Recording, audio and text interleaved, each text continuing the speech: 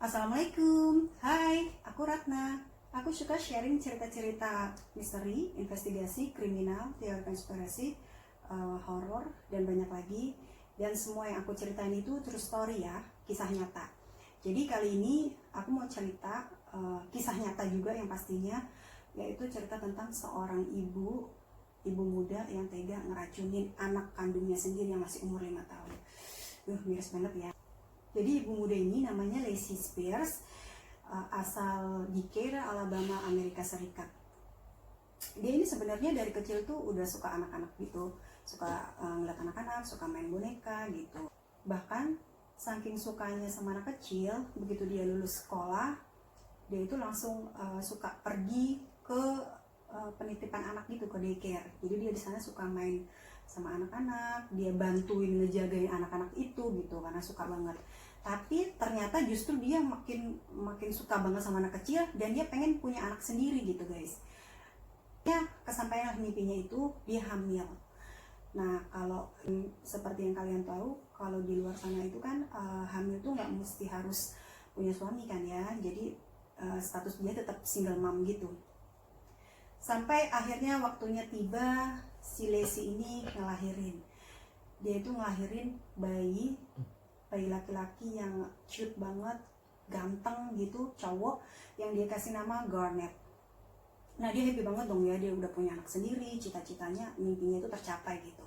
Tapi kesenangan dia itu nggak lama guys. Jadi pas umur 9 hari, bayangkan baru 9 hari, ini kan masih bayi banget, masih merah gitu. Si Garnet ini udah penyakitan gitu, jadi dia tiba-tiba sakit parah dan Lacey ini ngebawa dia ke rumah sakit kan.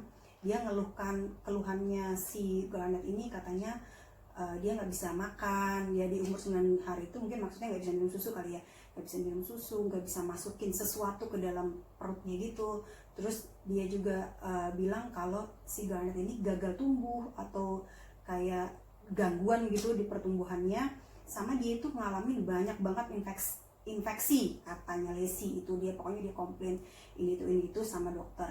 Tapi dokter ini bingung gitu, penyakitnya ini kok bisa tiba-tiba ada dan nggak bisa dijelasin gitu. Nah ternyata ini tuh sebenarnya cuman semacam kayak tipuannya Lacey itu ke dokter supaya dokter ini masukin kasusnya si Garnet ini ke kayak list daftar penyakit misterius. Jadi kalau di luar sana itu ada daftar penyakit misterius, jadi itu dia tuh lebih dapat kayak perhatian gitu. Selain itu juga tim dokter itu juga agak heran gitu ya, agak bingung waktu si Lacey ini tiba-tiba itu minta ke dokter. Permintaan ini nggak biasa gitu, aneh gitu. Jadi dia tuh minta ke dokter kalau di perut Garnet itu dia minta dibikinin lubang gitu, bikinin lubang supaya dia bisa masukin kayak feeding tube gitu atau tabung buat masukin makanan gitu. Dia minta prosedur itu dilakuin di tubuh Garnet dengan alasan bahwa supaya Garnet itu bisa makan gitu, bisa dimasukin makanan dan dia bisa tumbuh normal gitu. Gak cuma itu, dia juga minta karena dia tuh mikirnya nanti kalau dimasukin gitu kan dia bakal muntahin terus. Jadi dia minta juga sama dokter dilakuin prosedur yang semacam nutup tenggorokannya baby Garnet itu supaya dia tuh nggak bisa muntahin gitu, nggak bisa muntahin makanan yang udah dimasukin.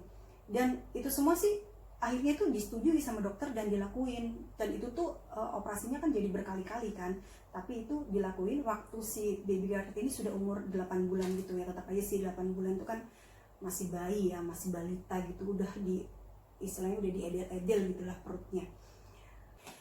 Nah setelah dilakukan operasi dan prosedur-prosedur tadi itu kan, jadi sekarang Garnet itu jadi semua makanannya apapun itu ya udah sesuai kontrol si ibunya ini kan, Lacey. Jadi dia bakal makan apa aja yang dikasih Lacey dan gak bisa dikeluarin lagi karena dia udah ngelakuin prosedur yang tenggorokannya ditutup itu. Dan ternyata dari semuanya seperti kegiatan-kegiatan dia atau dia kunjungan-kunjungan ke rumah sakit, operasinya dia, dan juga dia punya kayak program makanan khusus gitu buat si baby Garnet ini, supaya menurut dia itu supaya si Garnet ini sehat gitu. Dan itu semua itu didokumentasikan, diposting di semua sosial media yang dia punya untuk dapat perhatian dan simpati dari orang banyak. Dia juga punya beberapa sosial media gitu, dia punya blog, dia punya website, Facebook, itu semua dia posting. Bahkan dia ada bikin khusus juga blog tentang Garnet gitu, yang dia kasih nama Garnet Journey gitu. Jadi dia tentang keseharian Garnet. Jadi dia posting foto baby Garnet yang lagi main naik mobil-mobilannya dia di sekitar perumahan dia gitu. Nah, jadi tetangga-tetangga dia dan orang-orang yang melihat postingannya itu jadi berpikir, ini sebenarnya Garnet ini beneran sakit apa enggak sih? Kalau dari cerita Lacey, si Garnet ini sakitnya parah banget gitu guys. Dia katanya nggak bisa makan sama sekali, terus dia gagal tumbuh. Itu kan harusnya dia ya nggak bisa main seperti itu gitu kan. Jadi orang-orang di sekitarnya udah mulai curiga. Nah, karena orang-orang di sekitarnya ini udah mulai curiga, jadi Lacey ini tiba-tiba bilang kalau, aduh, aku mau pindah deh gitu. Karena di sini si Garnet ini nggak ngalamin kemajuan sama sekali. Padahal Garnet itu selama di Alabama ini dia udah ngedatangin 20 fasilitas medis yang berbeda. Tapi si Lacey ini bilang kalau Garnet itu nggak ada kemajuan sama sekali.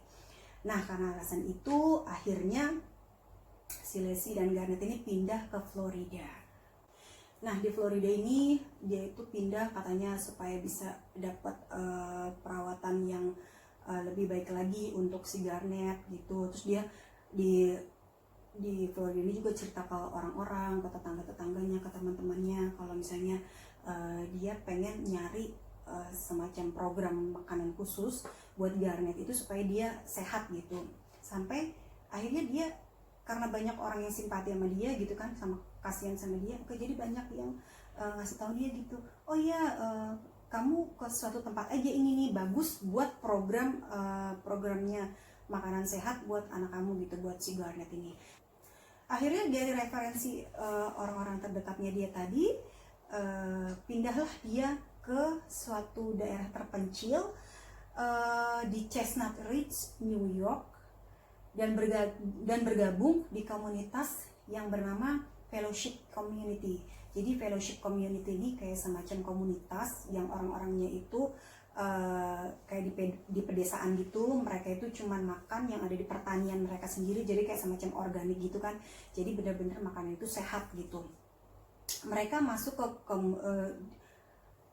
maksudnya si Lacey dan Garnet masuk ke komunitas itu. Dia cerita ke semua orang di situ kalau si Garnet ini punya penyakit yang sangat mengerikan, yang parah dari sepanjang hidupnya. Kalau dia itu nggak bisa makan sama sekali, gagal tumbuh, mengalami gangguan perkembangan di pertumbuhannya, dan dia juga punya banyak infeksi ini itu gitu.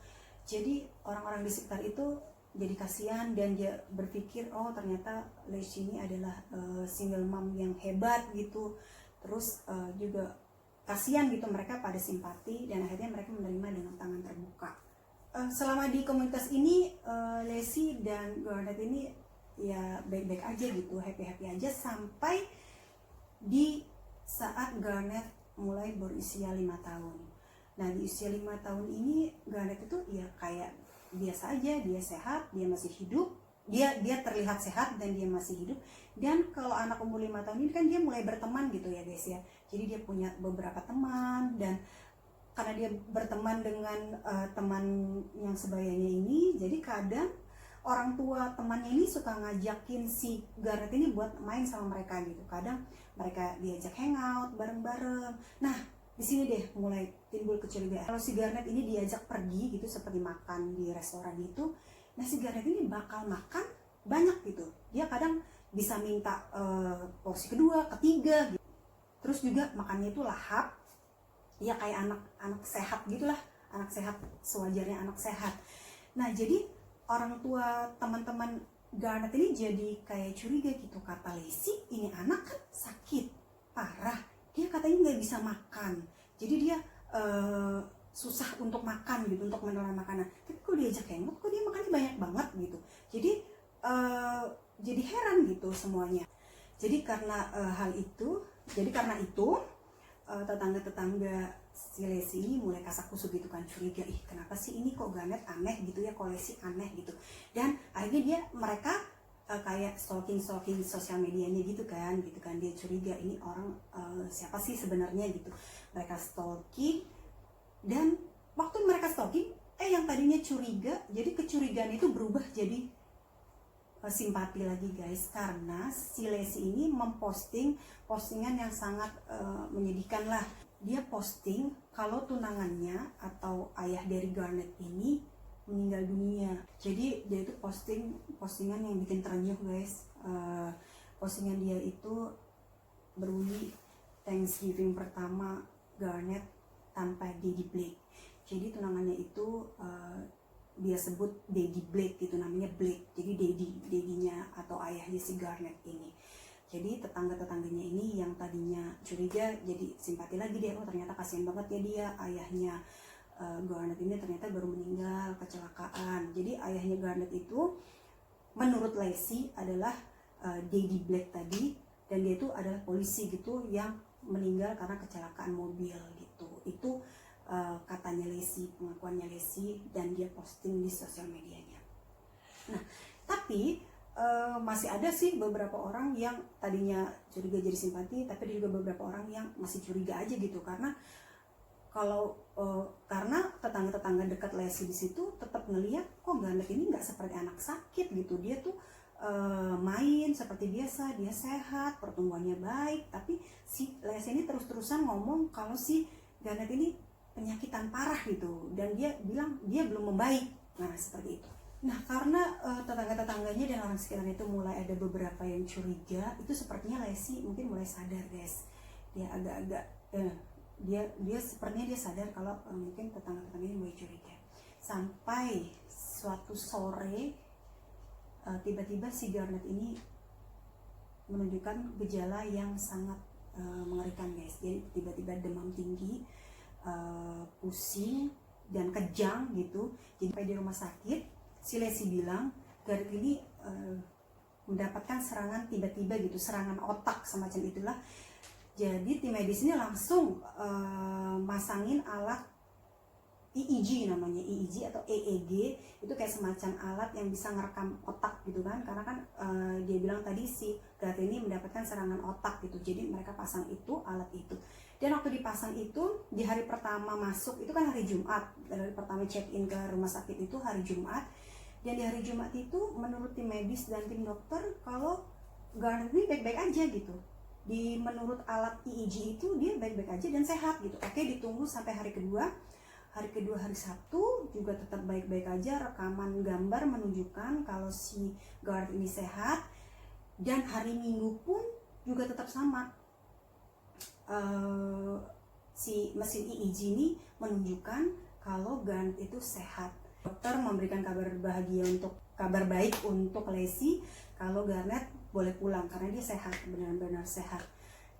Nah, setelah dokter dan perawat menyampaikan kalau Garnet itu boleh pulang, begitu dia keluar dari ruangan itu, 10 menit kemudian, nah si baby Garnet itu tiba-tiba sakit, sangat sakit gitu kan. Tapi si Lesti ini bikin status di Facebooknya, dia tulis please send you some love when from fine to really sick in need, yang artinya tolong kirim Garnet cinta, dia tiba-tiba berubah dari sehat menjadi sangat sakit. Nah jadi kali ini Garnet benar-benar ngalamin sakit fatal, yaitu brain dead atau mati otak. Ya seperti yang kita kira, lagi-lagi Lesti itu update di statusnya, anak kesayanganku yang manis divonis ngalamin mati otak. Bagaimana mungkin, dia anak laki-laki kesayanganku, aku belum siap menerima dia pergi. Itu kata-kata dia. Nah baby Garnet ini kan ngalamin brain dead ya atau mati otak. Tapi tim dokter ini kayak heran gitu, nggak masuk akal kenapa ini bisa kejadian gitu. Anak ini kan tadinya sehat, terus hitungan menit dia berubah jadi sakit yang mematikan ini, dan sampai dia ngalamin mati otak gitu. Jadi dokter ini diam-diam ngelakuin tes darah. Ternyata hasil tes darah itu nunjukin kalau di darah Garnet ini ditemuin jumlah sodium yang mematikan. Jadi sodium itu kayak zat yang ada di garam gitulah, garam laut. Nah ini kalau menurut dokter itu, ini garam itu nggak mungkin tiba-tiba ada di badannya atau natural ada di badannya, itu nggak mungkin. Jadi ini pasti ada seseorang yang dengan sengaja masukin ke dalam tubuhnya si Garnet ini. Dan siapa lagi gitu yang ngerawat dia selama ini, ya ibunya. Jadi langsung dokter dan tim medis ini berpikir, wah berarti ibunya nih yang ngeracunin anaknya sendiri. Karena alasan ini dokter langsung ngubungin polisi kan. Polisi mendapatkan laporan bahwa ada anak yang sekarat karena diduga diracuni oleh ibu kandungnya sendiri. Si detektif polisi ini agak kurang percaya juga sih, karena masa sih ada anak yang diracuni ibunya gitu, atau mungkin dokter yang salah gitu. Jadi mereka pengen dengar sendiri dari si Lacey. Polisi juga jadi menyelidiki kesemuanya kan. Dia menyelidiki tentang ayah Garnet yang diakui Lacey itu katanya udah meninggal. Detektif juga menyelidiki tentang penyebab kenapa si ayah dari Garnet ini meninggal gitu. Pas mereka selidiki, ternyata ayah Garnet yang dibilang Lacey tadi, si Daddy Black itu, ternyata dia belum meninggal guys. Dia masih hidup, sehat walafiat, dan namanya itu Blake Anderson. Dia itu benar seorang polisi di Alabama gitu, seorang sheriff atau polisi itu di Alabama. Detektif nemuin dia, terus dia nanya gitu kan, kamu benar kenal nggak sama Lacey? Blake Anderson ini dia memang kenal Lacey, tapi dia cuma pernah berapa kali hangout bareng gitu, dan nggak ada hubungan serius, apalagi hubungan seksual. Jadi itu benar-benar bohong kalau dia dibilang ayah dari Garnet. Nah, karena polisi ini menemukan kalau ternyata Lacey bohong tentang ayah Garnet, jadi dia langsung menyelidiki lainnya lagi. Jadi polisi ngelakuin penggeledahan ke apartemennya Lacey. Di apartemen Lacey, polisi menemukan sebuah feeding machine pump atau mesin pompa makanan, beserta juga kantong makanannya juga, dan juga obat-obatannya si Garnet. Menurut interogasi si Lacey emang katanya Garnet itu punya 7-8 obat. Nah, di antara 7-8 obat itu, polisi menemukan satu tempat garam. Menemukan satu tempat garam laut atau sea salt, jadi kayak kaleng gitu. Nah, polisi juga dapat informasi yang sangat mengejutkan ini ya. Jadi dia itu dapat informasi dari tetangganya Lacey yang namanya Valerie. Jadi Lacey ini meminta Valerie itu untuk datang ke apartemennya Lacey. Dia diminta untuk mengambil feeding bag atau kantong makanannya itu yang ada di mesin tadi, dan disuruh dibuang. Dan anehnya dia bilang jangan bilang siapa-siapa. Nah itu, jadi Valerie ini lapor ke polisi tentang hal itu. Polisi ngambil kantong makanan yang dari tempat sampah tadi, terus dibawa ke lab, dicek di lab, dan ternyata benar dong kalau di dalam kantong itu ditemukan kandungan sodium yang sangat tinggi, yang sangat mematikan. Sampai di sini polisi menyimpulkan kalau Lacey emang benar meracuni anaknya Garnet pakai sea salt atau garam laut itu. Dia juga melakukan ini karena dia pengen mencari simpati. Jadi sampai di sini hasil investigasi itu menunjukkan kalau Lacey benar meracuni anak kandungnya sendiri, dan dia ngelakuin itu untuk mendapatkan perhatian dan simpati dari orang-orang sekitarnya dan juga orang-orang di sosial medianya. Lawyernya Lacey itu membela Lacey dengan bilang kalau Lacey ini menderita gangguan jiwa gitulah, semacam itu. Tapi polisi membantah karena ini nggak mungkin terjadi dalam waktu yang sangat lama. Terus kalau misalnya Lacey ini udah mulai dia dicurigai, dia akan pindah dan pindah gitu. Jadi ini nggak mungkin kalau dia itu punya gangguan jiwa gitu. Sampai di situ itu polisi belum tahu ya kalau di mesin EEG itu ternyata ada video rekaman. Nah, sampai akhirnya polisi tahu. Jadi polisi ini baru tahu kan kalau ternyata mesin EEG itu ada rekamannya gitu, ada rekaman videonya gitu. Nah, jadi diselidikilah rekaman itu, dan ternyata waktu si Leslie ini meracuni Garnet rekam kamera. Jadi dari hari pertama itu di hari Jumat itu sudah ada rekamannya dipasang di EEG itu, mesin EEG itu. Di situ terlihat kalau si dokter dan perawat lagi meriksa dia, lagi baik-baik aja. Di hari kedua juga, hari Sabtu juga terlihat masih baik-baik saja si Garnet ini. Sampai di hari ketiga, yaitu di rekaman itu terlihat waktu si dokter dan perawat ini masuk ke ruangan untuk ngasih tahu Leslie ini kalau Garnet ini sehat-sehat aja dan bisa pulang. Nah, pas udah keluar si dokter dan perawat ini selang 10 menit nih. Nah, baru deh itu kejadian. Jadi si Leslie ini begitu dokter keluar, si Leslie ini ngajak si Garnet itu ke kamar mandi. Dia ajak ke kamar mandi beberapa saat. Setelah dia balik dari kamar mandi itu, nah disitulah baru mulai si Garnet ini kayak kesakitan parah gitu. Dia kayak ngebenamin kepalanya dalam bantal, dia nunduk-nundukin, terus dia sakit perut seperti kayak mau muntah gitu. Tapi kan dia nggak bisa muntah kan, karena waktu dia umur 8 bulan tuh dia udah dioperasi, jadi dia nggak bisa muntah. Padahal kalau itu kan perut kita kalau misalnya kemasukan semacam racun itu kan dia akan muntah, akan secara alami itu ngeluarin racun itu dengan muntah. Tapi kalau si Garnet ini udah nggak bisa muntah karena dia udah dilakuin prosedur untuk nutup tenggorokannya itu. Jadi kebayangkan gimana dia menderitanya ini si Garnet ini. Dan ini rekamannya guys.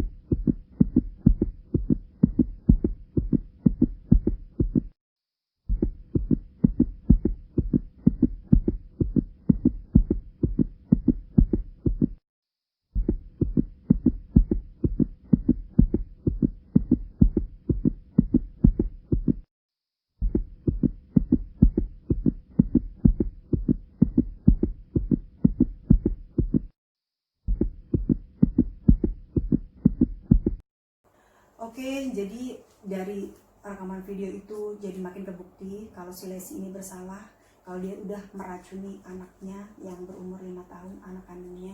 So dia dijatuhi hukuman selama 20 tahun penjara.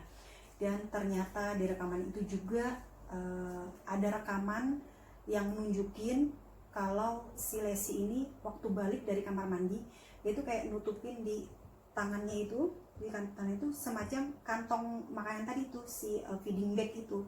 Waktu masuk itu ada di videonya dalam gerak lambat. Di situ juga makin yakin kalau benar saja si Leslie ini ngasih si garam itu melalui feeding bag itu di dalam kamar mandi gitu, yang dimana di kamar mandi itu kan nggak ada kamera.